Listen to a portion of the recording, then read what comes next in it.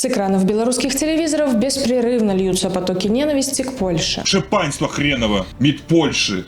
Раскукарекали здесь петушиное правительство. Польша откровенно агрессивное государство. Новый раунд вражды начался после того, как Польша стала укреплять границы в ответ на появление вагнеровцев в Беларуси. В Варшаве перевозбудились из-за размещения в Беларуси подразделений ЧВК «Вагнер». Перевозбудились тут только белорусские пропагандисты, кинувшись отрабатывать тему милитаризации Польши. В новом выпуске «Эта пропаганда сломалась» рассказываем, как работники ГУС-ТВ противоречат сами себе, пытаясь сделать из Польши главного врага. Ставьте этому видео лайк, поехали!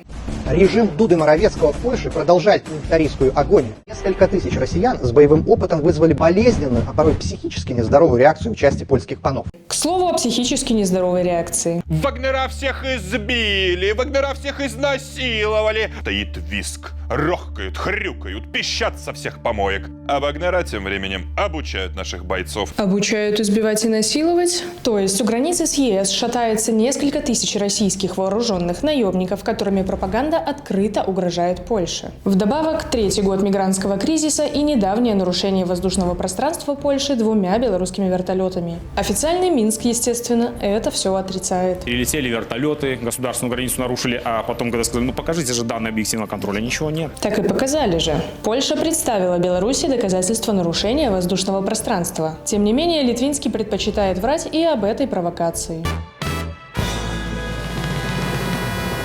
Еще одна страшилка. Польша нападет на Беларусь. Тем временем Польша ни разу не заявляла о том, что ее интересуют территории нашей страны. Но пропагандисты получили разнарядку и стараются. Да, есть плохо скрываемые планы Польши в отношении не только украинских, но и белорусских земель.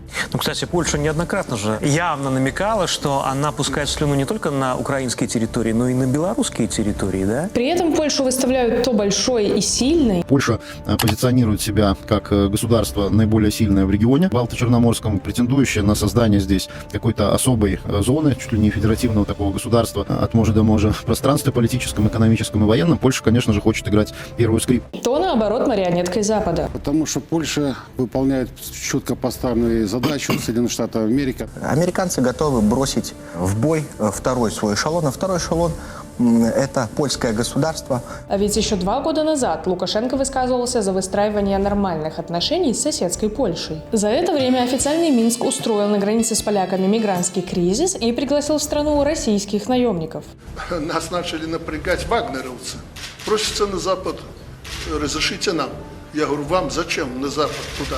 Ну, сходим на экскурсию в Варшаву и Жешув. Но все равно Польша плохая, вы не перепутайте. Спасибо, что досмотрели до конца. Ставьте этому видео лайк и не забывайте подписаться на наш канал, чтобы не пропустить новые выпуски.